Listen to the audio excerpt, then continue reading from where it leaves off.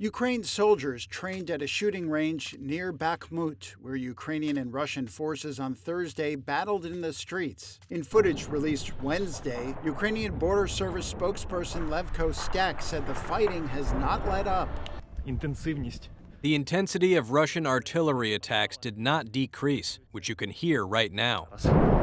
Walking through the town streets, shelling accompanies our movements all the time. You can hear it for yourselves. Also, one can see it on the residential buildings. We are now in a neighborhood with 5-story buildings, and they're all damaged to some degree. Meanwhile, diplomatic efforts continue to try to resolve the conflict. During a visit to Beijing Thursday, French President Emmanuel Macron urged Chinese leader Xi Jinping to use his influence to persuade Russia to halt the war and come to the negotiating table. The Russian aggression in Ukraine has dealt a blow to this stability. It ended decades of peace in Europe. I know I can count on you, moreover under the 2 principles I've just mentioned, to bring Russia to its senses and everyone to the negotiating table.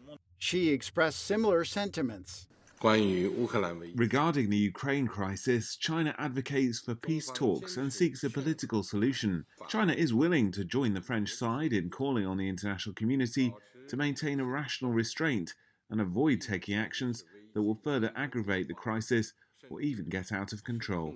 The head of the EU, who also participated in talks with Xi, said the Chinese leader expressed a willingness to speak to Ukraine's President Vladimir Zelensky.